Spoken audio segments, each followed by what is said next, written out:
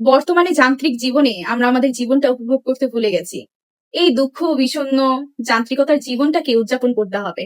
তার জন্যই তো নিয়ে এসেছি এই একটা সুন্দর বই, এনজয় ইয়োর লাইফ, নবী রাসূলের চরিত্রের আলোকে জীবনকে উপভোগ করুন। এই বইটি মূলত একটি অনুবাদ বই এবং এটির মূল ভাষা খুব সম্ভবত অ্যারাবিক হবে। বিভিন্ন ভাষায় অনুবাদ করা হয়ে গেছে এবং আমার কাছে যে বইটি রয়েছে এটি বাংলা অনুবাদ। দেখতেই পাচ্ছেন বেশ মোটা একটি বই এবং এই বইটি সংগ্রহ করা হয়েছে হলো 2019 অথবা 20-এর দিকে। এটা আমার সংগ্রহের বই না, এটা আমার মায়ের সংগ্রহের বই।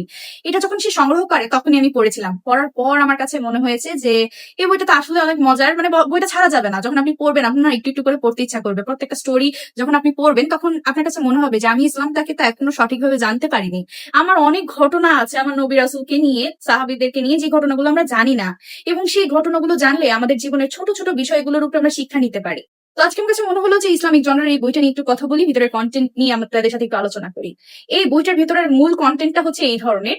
লেখক লেখকের নাম হচ্ছে ডক্টর ইবনে আব্দুর রহমান আরিফি।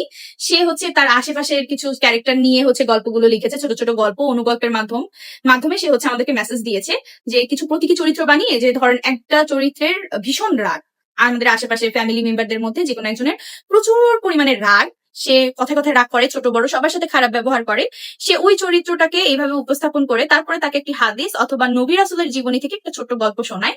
নবী রাসূলের জীবনী থেকে যে রাগ জিনিসটা যে আসলে আমাদের কতটা ক্ষতি করছে, আমাদের পারিপার্শ্বিক সম্পর্কগুলো নষ্ট করছে, এইসব নিয়ে একটা হাদিস অথবা নবী রাসূলের জীবনী থেকে একটা ছোট গল্প তাদেরকে শোনায় এবং সেইটার মাধ্যমে পাঠককে মেসেজ দেওয়ার চেষ্টা করে যে আপনি যে কাজটা করছেন, রাগ হোক জিনা যেটাই হতে পারে, যে কোনো খারাপ দিক ভালো দিক, এই জিনিসটা যে আসলে খারাপ, আমাদের জন্য কতটা শাস্তির বিষয়, সেই জিনিসগুলো সেখানে তুলে ধরে।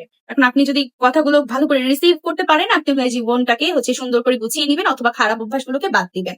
এখানে 3টা গল্প আমার কাছে একদম মাথায় গেঁথে গিয়েছে। আমি সেই পুরোনো সময়ে অর্থাৎ 2019 অথবা 20-এর দিকে পড়েছিলাম। এর মধ্যে একটা হচ্ছে রাগ, আরেকটা হচ্ছে অতি ভোজন, যেটা মানে অতিরিক্ত খাওয়া, আর আরেকটা হচ্ছে বন্ধুত্ব সম্পর্কের মধ্যে ওয়াদা খিলাফি অথবা বন্ধুর মনে কষ্ট দেয়া। এই 3টা টপিক নিয়ে এখানে অনেক সুন্দর করে হচ্ছে 3টা গল্প রয়েছে।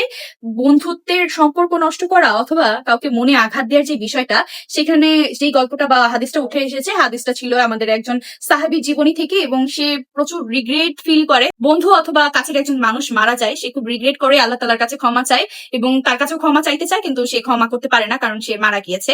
এই বিষয়টাকে আমাদেরকে এখানে সুন্দর করে বোঝানো হয়েছে যে মানুষ থাকতে মানুষের মূল্য দিতে শিখুন।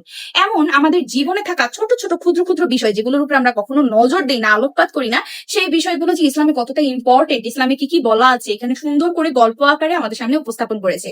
এখানে প্রতীকী চরিত্র ধরে গল্প আমাদেরকে যেহেতু শোনানো হয়, আগ্রহটা থাকে।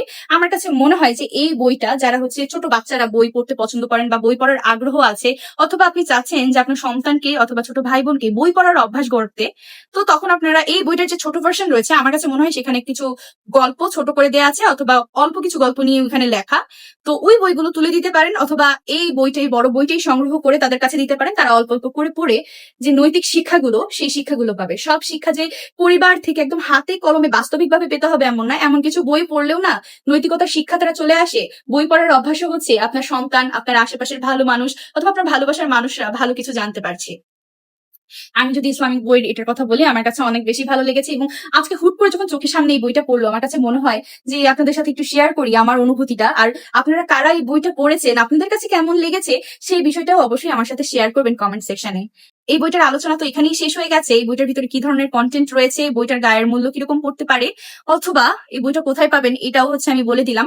যারা ইসলাম প্র্যাকটিস করতে চাচ্ছেন বা ইসলামটাকে ভালো করে জানতে চাচ্ছেন, তাদের জন্য আমার কাছে মনে হয় যে মাস্ট হ্যাভ একটা বই। আজ ভিডিওটা আর লং করব না। সকলে ভালো থাকবেন, সুস্থ থাকবেন। আল্লাহ হাফেজ।